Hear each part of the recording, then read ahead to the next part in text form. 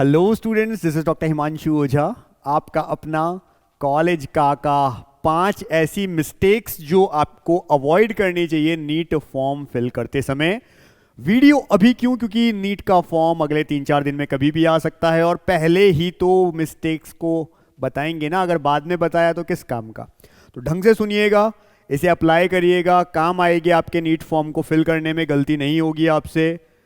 Channel subscribe रखिए, Telegram join रखिए। सबसे पहली जो गलती है, जल्दबाजी करना। मतलब नीट का फॉर्म आया है, अगले दिन ही नीट फॉर्म फिल करके हमें पता नहीं कौन सा इनाम लेना है। मैं आपको बता देता हूं, कोई इनाम नहीं मिलता है।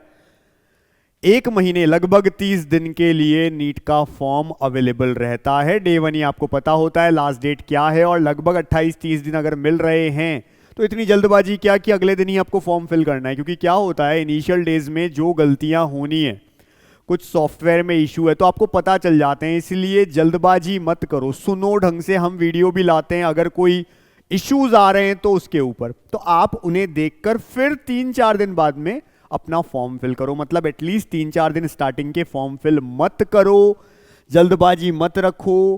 क्योंकि कई बार सॉफ्टवेयर का भी इशू होता है, कई बार कुछ ऐसी चीज़ें होती हैं कि स्कूल एड्रेस में कॉमा लगा रहे हैं, डैश लगा रहे हैं तो आगे नहीं बढ़ रहा है। छोटी छोटी चीज़ें कई बार सामने आती हैं, तो आप लोगों को क्या करना चाहिए, वेट करना चाहिए। इन केस प्रॉब्लम आ रही है तो सबके साथ आएगी, हम वो प्रॉब्लम पे वीडियो बना देंगे, आप उसे सुनिएगा, समझिएगा और उसके बाद में फॉर्म फिल कर देना। जल्दबाजी क्या करनी है आपको, तो ये मेरा पहला रिक्वेस्ट है सभी स्टूडेंट से, पेरेंट्स से, कि भाई जिस दिन भी फॉर्म आते हैं आप 3-4 दिन रुककर फिर फॉर्म फिल करना। फॉर्म आते ही हम फॉर्म फिल करेंगे, हमें इसलिए करना है क्योंकि मुझे थोड़ी ना बैठना है नीट के एग्जाम में। अगर मैं फॉर्म फिल करके देख रहा हूं तो मुझे पता चल जाएगा क्या गलती होनी है क्या नहीं होनी है। एटलीस्ट एक एस्पिरेंट के साथ ऐसा ना हो जाए। तो पहली चीज जो गलती आप कर लेते हैं उसको अवॉइड करना है कि आपको जल्दी फॉर्म फिल करना, सबमिशन करना नहीं है, रुकना है 3-4 दिन। सेकेंड बात जो है वो है स्पेलिंग्स देख लो। अब क्या होता है, मेन जो स्पेलिंग्स है वो आपके नाम में है, पेरेंट यानी फादर और मदर के नाम में है। ये सबसे इंपॉर्टेंट स्पेलिंग्स हैं जिनमें गलतियां नहीं होनी चाहिए। जो आपने लिख दिया वही आगे काम आएगा, इवन आपकी डिग्री भी उसी नाम से आएगी। यानी एक तो आपके और आपके पेरेंट्स के नाम की स्पेलिंग में गलती मत करना। मोबाइल नंबर जो आप दे रहे हैं वो एक्टिव हो, प्रॉपर हो, एक भी डिजिट गलत मत देना। और ईमेल आईडी भी सही सही टाइप कर लेना। एक बार इन 3 चीजों पे आप फोकस करना, बाद में बाकी जो चीजें होती है, जैसे स्कूल का नेम है, हमने स्पेलिंग मिस्टेक कर दी, कोई बड़ी बात नहीं है, किसी का फॉर्म रिजेक्ट नहीं होता, किसी का एडमिशन नहीं रुकता है। मैं बैठा हूं ना आपके लिए, तभी तो आप लोग मुझसे जुड़ते हैं। कितने ही बच्चे ऐसे हैं, प्रॉब्लम्स आई, काउंसलिंग वाले दिन प्रॉब्लम आई, एडमिशन वाले दिन प्रॉब्लम आई, मैं खुद फोन पे मैंने बात की, वहां पर बैठे जो भी ऑफिसर्स होते हैं, वहां के कोई नोडल ऑफिसर है, कोई टीचर है, फैकल्टी है वहां की, समझा बात को, उनको समझाया और एडमिशन हुआ। आज तक किसी बच्चे का एडमिशन नहीं रुका। कैसे कैसे केसेस देखे हैं मैंने। तो भाई मैं आपके साथ खड़ा हूं, लेकिन इस बात का ध्यान रखो, इन चीजों में गलती हो गई तो कोई नहीं रोक सकता फिर आपको।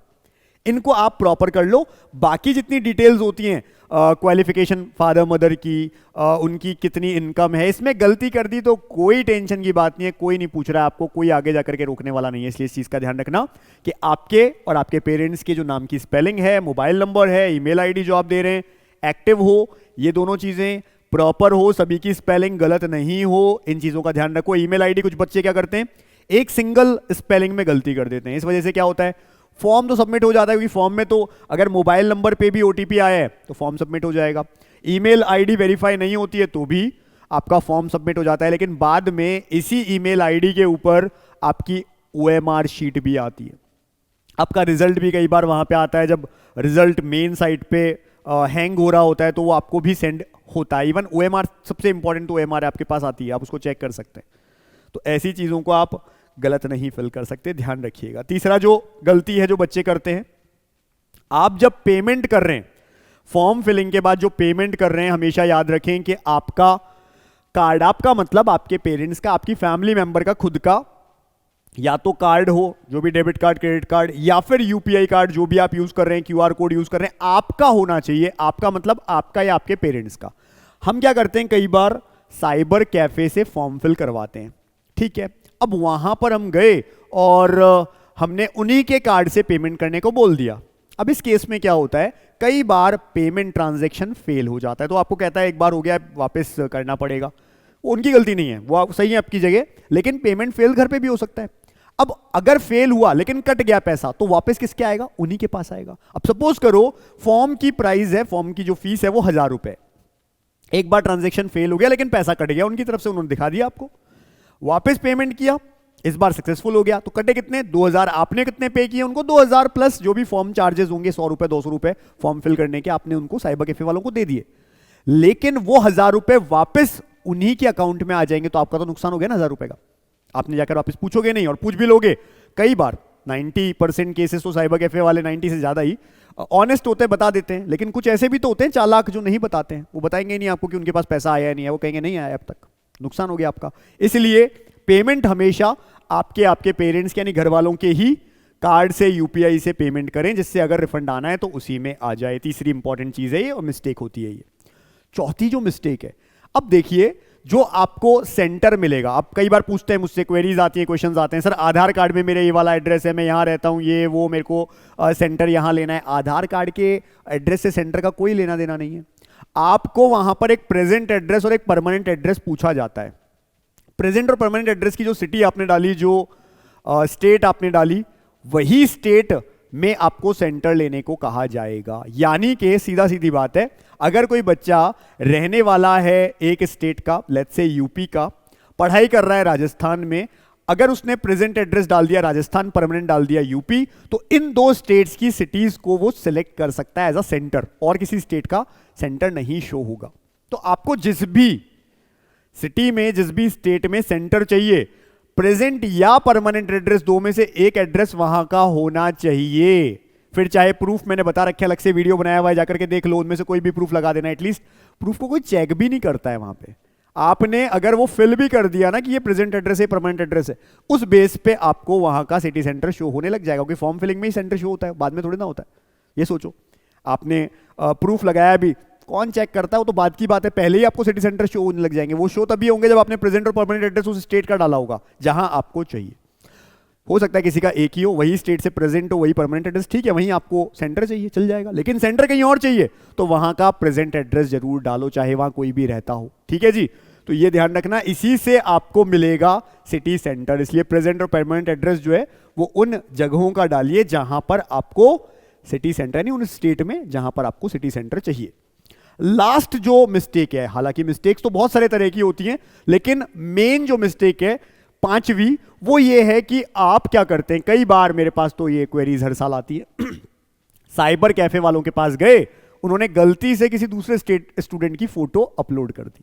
ये सबसे मेजर एक प्रॉब्लम। सिग्नेचर, सर मैंने देखा सिग्नेचर किसी और का अपलोड हो गया, बाद में मेरे को तो जब प्रिंट मिला तब समझ में आया सिग्नेचर किसी और का है। तो भाई आपको क्या जल्दबाजी होती है, जब फॉर्म फिल हो रही है आप बैठो ना साथ में, आप साइबर कैफे वालों को पूरी डिटेल देके वहां से चले क्यों जाते हो? आपको एक एक चीज चेक करनी चाहिए, हर एक चीज चेक करो। लास्ट फाइनल सबमिट तभी करो जब आप पूरी तरह से इंश्योर हो जाओ कि बिल्कुल सारी चीजें हैं, कोई भी गलत नहीं है। अब इसमें इस बार एक और चीज ऐड हो रही है, लाइव फोटो कैप्चर। मैंने इस पे भी वीडियो बनाया है। लाइव फोटो कैप्चर होगी, वेबकैम होगा या आपके मोबाइल से भी आप कर सकेंगे, एक ऑप्शन मिलेगा, लेकिन उसी समय लाइव होगी। पीछे बैकग्राउंड थोड़ा सा लाइट रखना, क्लोज लाना अपने आप को, फेस के बहुत क्लोज होना चाहिए, 80% फेस दिखना चाहिए। लोग क्या करते हैं, वेबकैम इतना दूर है, खुद इतने दूर है, वो एक्सेप्ट नहीं करता है। बच्चों ने जिन्होंने सीयूईटी के फॉर्म भरे, जेई का फॉर्म भरा, बच्चों ने कहा मैंने 100 बार, ऐसे कमेंट है आपके, जाकर के चेक लेना हमारे चैनल पे, 100 बार टिक जाकर के कैप्चर किया, तब जाकर के सही कैप्चर हुई, वरना हो ही नहीं रही थी। उसका कारण यही है, पास रख के करना है, क्लियर होनी चाहिए फोटो, मास्क नहीं होना चाहिए, सनग्लास नहीं होनी चाहिए, नॉर्मल गॉगल्स हो सकते हैं, कैप नहीं होनी चाहिए, पीछे लाइट बैकग्राउंड होना चाहिए, सामने फेस होना चाहिए, साइड में नहीं होना चाहिए। और यही फोटोग्राफ्स जो आपकी पासपोर्ट साइज और पोस्ट कार्ड साइज फोटो होती है, क्योंकि नीट में तो पासपोर्ट भी मानते हैं और पोस्ट कार्ड भी मानते हैं, तो दोनों ही क्लियर हो, नीट एंड क्लियर। नीचे इन दोनों के क्या होता है, आपका नाम और डेट ऑफ क्लिक। अब कई बार बच्चे क्या कहते हैं, सर मैंने तो बिना नाम और डेट ऑफ क्लिक की मेरा तो फॉर्म एक्सेप्ट हो गया। अरे भाई फॉर्म रिजेक्ट थोड़ी ना होता है इन चीजों पे, एक्सेप्ट हो जाएगा। लेकिन जो प्रेफर है, जो लिखा है ब्रोशर में, जो लिखते हैं प्रेफरेबली जो चीज है, वो तो कम से कम फॉलो करो। इतना सा क्या फर्क पड़ रहा है 20-30 रुपए के लिए? एक साल मेहनत किया आप लोगों ने, 2-2, 3-3 साल कई बच्चों ने मेहनत की है, तो उन चीजों का ध्यान देना। Passport, post card size photo clear हो, प्रॉपर हो, सही हो, सिग्नेचर आपके ही हो, सही हो, और लाइव फोटो भी क्लियर अच्छे से कैप्चर करना। ये 5 ऐसी चीजें हैं जो बच्चे गलती कर बैठते हैं और बाद में परेशान होते रहते हैं जब तक नीट नहीं होता कि मेरा क्या होगा क्या नहीं होगा। तो इन चीजों को अवॉइड करें। चैनल सब्सक्राइब रखना, टेलीग्राम ज्वाइन रखना, और हमसे जुड़ना है तो भाई इस बार तो आपने जो अब तक नहीं जुड़े उन्होंने कुछ मिस भी किया है, आगे भी मिस करेंगे। क्या मिस किया? सबसे पहले तो बच्चों को ध्यान है, 1 रुपए में ये प्लान था। 27,000 प्लस स्टूडेंट, 27,000 से ज्यादा बच्चों ने हमारा 1 रुपए वाला प्लान लिया। उनमें से भी कई बच्चों ने ऊपर वाले प्लान्स में कन्वर्ट हो गए, क्योंकि 1 रुपए में जो चीजें हैं ऑलरेडी बहुत कुछ तो है, लेकिन फिर भी बच्चों को बात भी करनी होती है, क्वेरी पूछनी होती है जो आगे वाले प्लान्स में होती है। इनके प्राइस अभी बढ़े जरूर है, लेकिन और बढ़ेंगे जल्दी ही।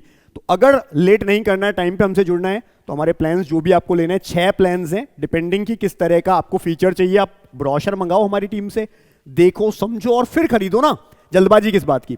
गवर्नमेंट प्राइवेट सभी तरह की काउंसलिंग करनी है, सब तरह की काउंसलिंग के साथ साथ 3 बार मैं खुद बात करूंगा, और फॉर्म फिलिंग भी हम ही करेंगे। यहाँ पे भी फॉर्म फिलिंग में हम लोग करेंगे, मैं अनलिमिटेड टाइम बात करूंगा। और अगर आपको हमारी तरफ से सीट नहीं मिली तो 40,000 रिफंड। इतनी सारी चीजें, लेकिन करना क्या है? नीट काका जेई ऐप का नाम है। नीट काका जेई ऐप ऐसा होता है, जाकर के उसको डाउनलोड कर लो, टॉप कोर्सेज में जाओ। टॉप कोर्सेज में जाके क्या करना है? नीट काउंसलिंग एक जगह मिलेगी, उस पे जाओ, जो प्लान लेना है सीधा ले लो, बिना कूपन कोड को लगाए। कूपन कोड लगाने की जरूरत नहीं है, प्लान परचेस कर लो। फिर भी कोई क्वेरी रह जाए या हमारा ब्रोशर चाहिए काउंसलिंग परचेस करने से पहले, तो 72300533 पे व्हाट्सएप करना। व्हाट्सएप लिख दो नीट काउंसलिंग 2026, इतना सा लिख दो, हमारी टीम ब्रोशर भेज देगी। परचेस कर सकते हैं, करना नहीं करना आपके हाथ में है, लेकिन चैनल सब्सक्राइब रखना। नीचे टेलीग्राम का लिंक दिया है डिस्क्रिप्शन में, वो ज्वाइन रखना, जिससे आप कुछ मिस ना करें, सारी तरह के वीडियो आपको मिलते रहें, टाइम टू टाइम गाइडेंस मिलती रहे। Wish you all the best कि आपको इस बार अच्छा कॉलेज मिले। Thank you.